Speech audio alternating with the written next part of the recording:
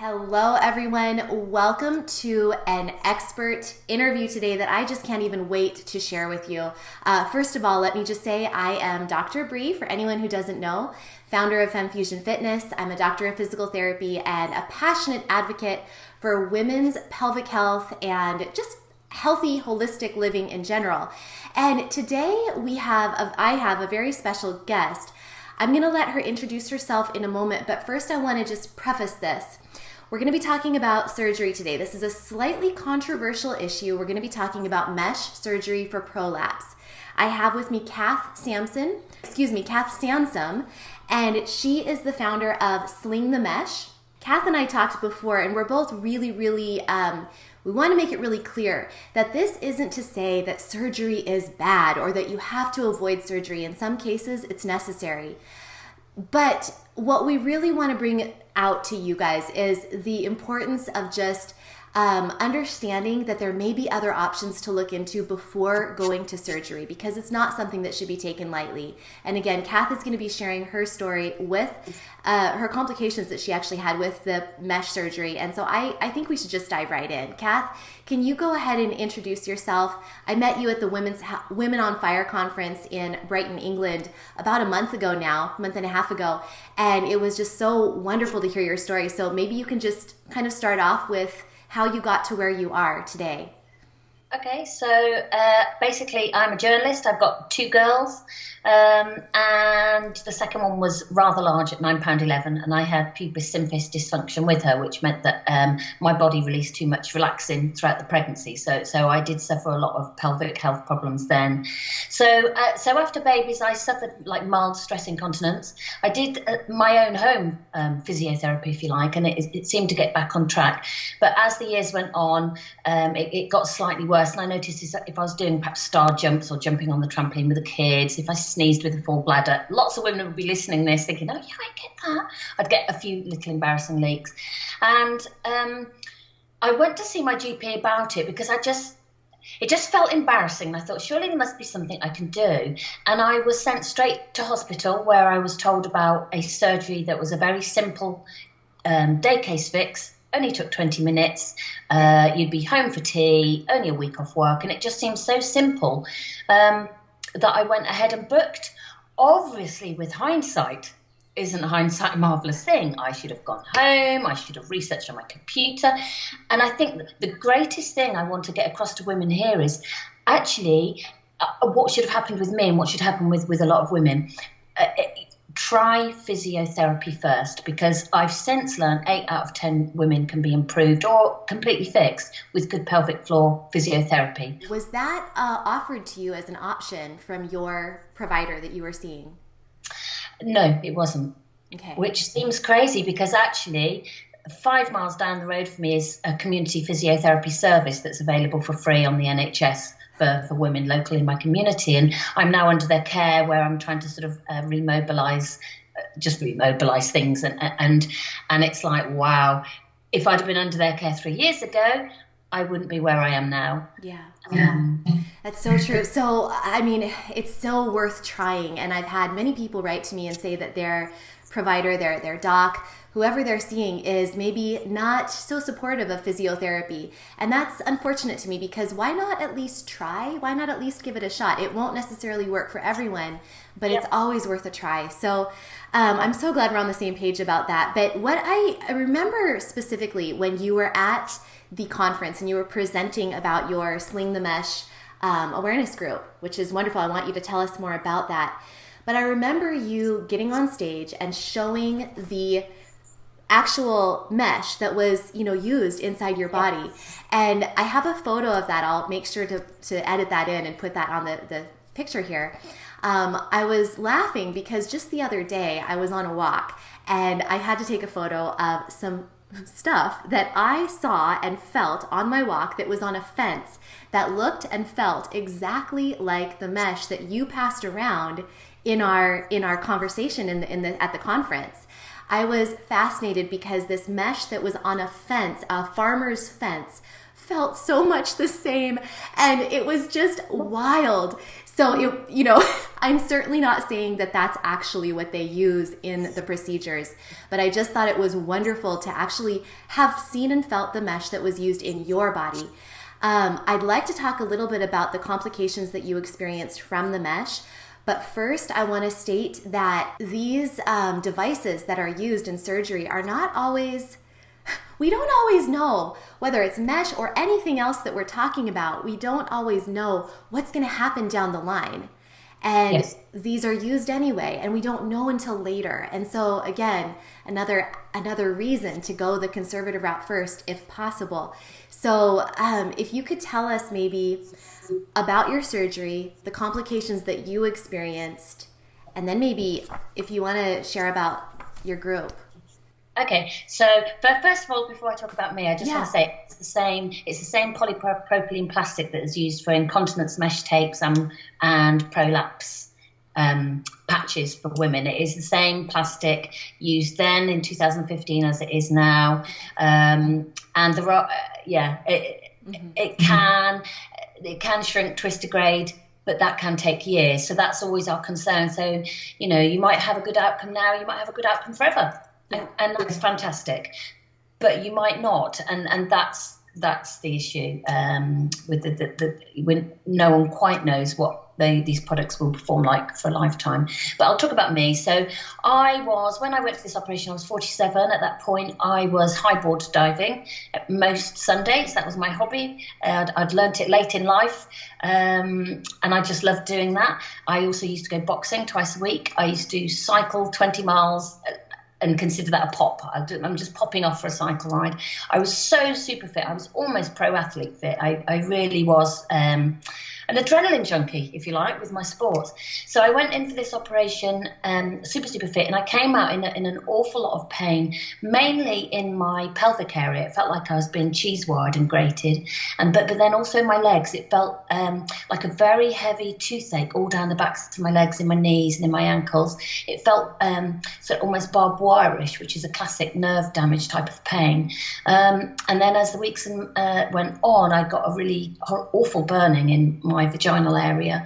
And I realised this was wrong because it's supposed to be simple surgery, right? You're supposed to be back at work in a week. So I had to go back to work because at that point I was self-employed as a journalist. And I was back at work, but at regular intervals I was having to go into our office kitchen just to hang myself over the sink and cry because I didn't know what to do with this pain. And when I went back to my surgeon, he point blank denied that it was anything to do with the mesh operation. He said it was probably a disc problem and tried to send me off on a different pathway of care. Now, so you imagine, highboard diving, boxing, I didn't have a disc problem. Luckily, at that point, I'd connected with some other existing mesh support groups who told me that actually the best thing to do now was to get myself a referral to a mesh removal specialist.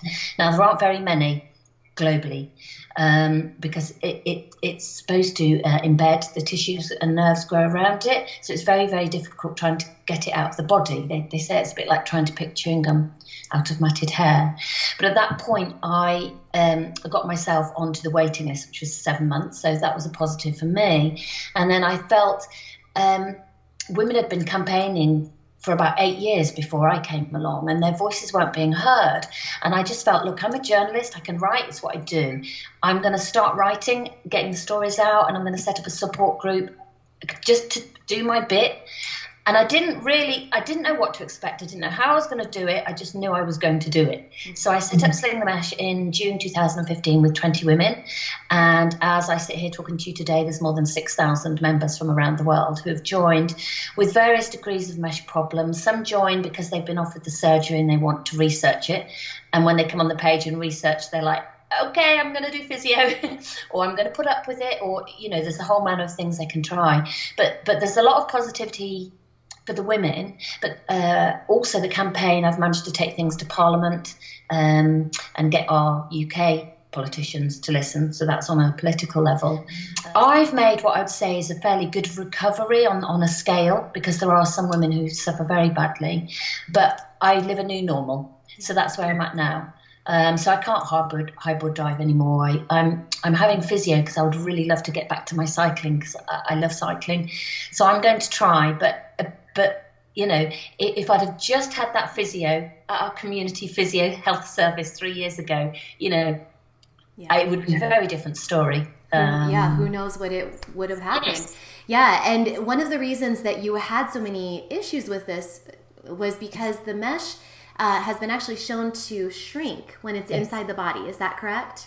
That is correct, yeah. And there was a big documentary on American television this week on a show called CBS 60, and they spoke to a couple of plastic specialists who say that the plastic is coated it has a coating on it to protect it, but once it's introduced in the body, oxygen can sort of degrade that coating, and then you've got the polypropylene that can break down, which can shrink and twist and degrade and fragment. So I think the biggest, almost overwhelming thing for all us campaigners globally is there's so much talk now of how damaging plastic is. Yeah. So why are you putting it into not just women for fixing prolapses and incontinence, but also in people who've got hernias? I think for breast cancer repairs, I think sometimes they can use this mesh. It's seen as this standard piece of material, but actually it's kind of like a cheap, quicker, easier fix for surgeons. Whereas if these things can be fixed with the patient's own tissue, with clever and more intricate surgery that takes more skill. So the worry is the more they use these implants, the more surgeons are losing their traditional skills. So there's so many things that come within the discussion. But essentially, when we bring it back to women, it's all about, hey, you know, we need to look after our pelvic floors from teenage years through pregnancy to postnatal care and menopausal and beyond. There needs to be a better program of education for women, so that we don't rush into these surgeries. Yes, absolutely. I love that message. It is absolutely my message. Oh, I'm so glad we're talking about this. And yeah, I think that is just really interesting that, again, just going back to this, like you said, we're putting this plastic inside our body that really we don't know what's going to happen. It turns out things do happen that were unanticipated effects. Again, not in everyone, but in some people. And so one thing I'm wondering and curious about, I know there are alternatives and there are different, you know, this isn't always the standard of care that's now being used. Things are changing all the time. So do you have any advice of what, from a patient's perspective, I know you're not a medical doctor yourself, but you have a lot of experience with this. Yeah. Do you have advice for someone who is going to her surgeon, going to her doctor, maybe things she should ask, besides, of course, a referral to women's health physical therapy, anything she should ask about the surgery? Yeah, so there are some women for whom physiotherapy won't work. Yeah. So they will still need a surgery, for example. But if in your first consultation with a surgeon, I think she should ask, what are the long-term risks? Can you outline properly all the risks? For example, one of the risks they put on a patient information leaflet is a word called dyspareunia. Now, I doubt you know what dyspareunia means, do you? I do, painful sex, but this is my job. So this is my job. A lot of viewers won't. I'd never heard of dyspareunia. Yeah. Or they might say, oh, there's a risk of erosion, and then they don't say what erosion is. So you go away and think, well, it can't be that bad, because otherwise they'd have told me what erosion was. Well, erosion is where it can shrink and cut into tissues and into nerves and things. So really, really make sure you understand every risk to the nth degree, if you like. Ask them, are you going to be using a mesh implant? Now, if it's an incontinence tape or sling, they might not use the word mesh. They might just use the word tape or sling or gauze or band. So grill them on that and just check what it is that they're using. Really quickly, no, that's okay. Could you share what one of your providers said to you about the teddy bear?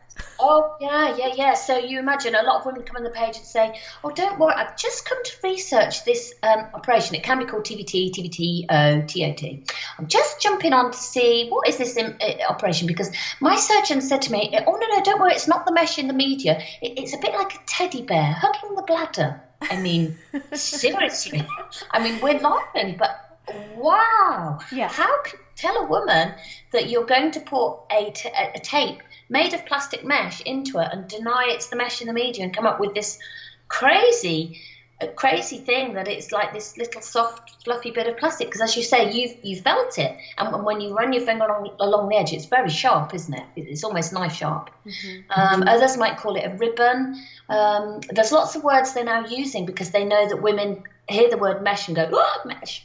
But actually that's a good thing, because then a woman will realize she needs to research the risks. Shall I talk about some of the natural fixes for prolapse and incontinence? Yes, I think that would be a wonderful way to go. Yeah, let's go for it. So for prolapse, you can, I mean, it is difficult to fix naturally. We know that because obviously if an organ has prolapse, that's a heavy thing to then try and lift up. So if physio is not working, a good skilled surgeon can just overstitch, so hold it up and then overstitch and use some of the patient's own tissue. So that's one option. For incontinence, there's two options. One is known as the autologous sling. And what that means, they take a piece of muscle from the woman's tummy wall and they like make that into a sling to hold up the bladder neck. And the other one is something called a birch coalpost suspension. The best way that we always describe it on all of the campaign pages, think hitch and stitch. So you're almost sort of pulling everything up and stitching it in place with sutures, again, to hold up the bladder. And we know they're not ideal because they're more invasive and the recovery time is longer.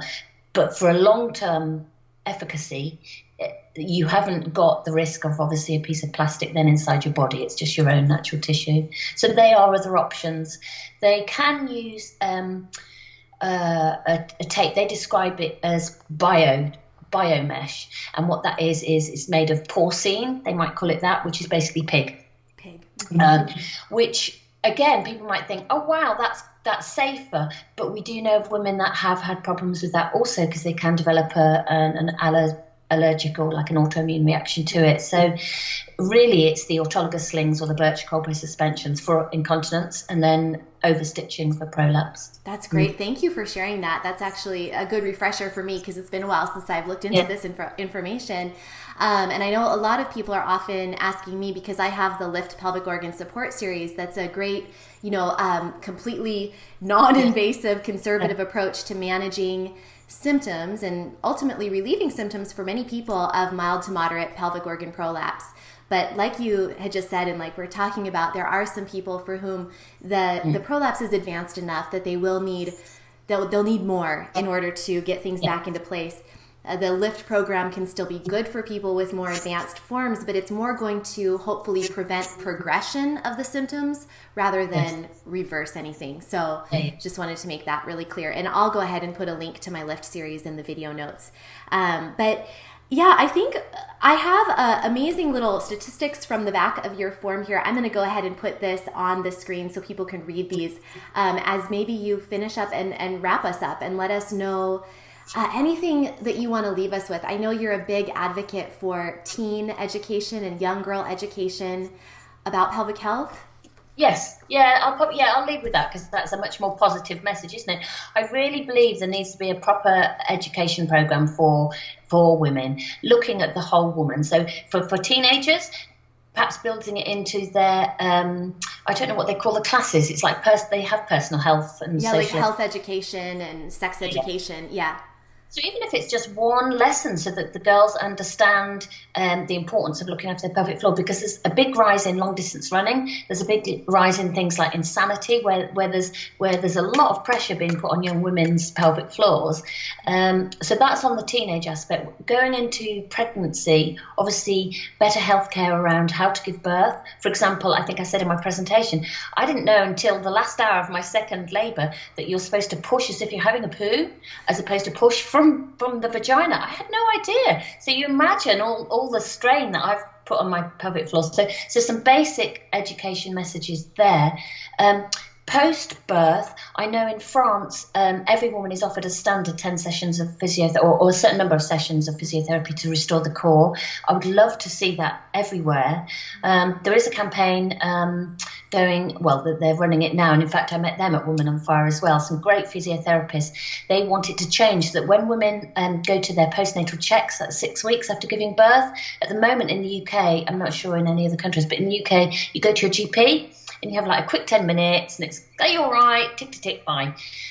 Whereas what we would really like is them to go to a special pelvic floor physiotherapist with perhaps that little bit of extra training so they can look at the whole woman. So they'll be looking at the pelvic floor. Did you have an episiotomy? Are you suffering postnatal depression? Again, it's the whole aspect of a woman's health.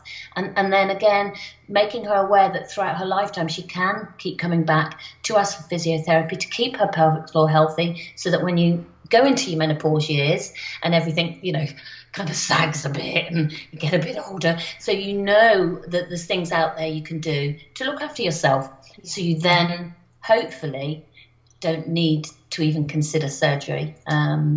Yeah.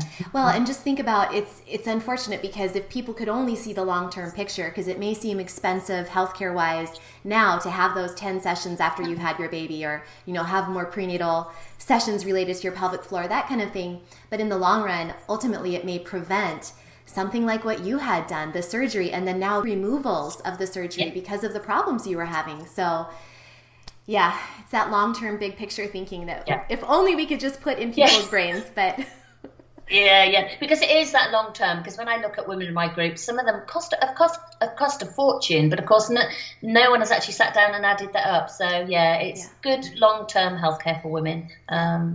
Wonderful. So where can people connect with you about your group and anything else? Yeah. Okay. So if they go on Facebook, there's Sling the Mesh campaign. That's the main campaign page. If you're worried about a mesh implant, or if you want to find out more about mesh implants, that's the place to go. I also have a page called Sling the Mesh Natural Solutions, and on there is every time I see a gadget or like a program of exercise like yours, I pop it on there as a link. So there's loads of links of information there. And then on Twitter, I'm at Mesh Campaign, so you can have a look at that's perhaps more of the political side of things that are going on. So please join. We'd love to see you. We've got women from all around the world, and we can connect you up with women local to you if we can. Wonderful. Thank you so much, Kath, for being on and sharing your story. And I really hope that this, again, helps raise awareness. We don't want to do fear mongering. We're not doing this to be negative. We just want to raise awareness. So thank you very much. And thank you for watching, everyone out there. I will see you next time. And Kath, I will see you later as well. Let's wave them out and say goodbye. Bye, everyone.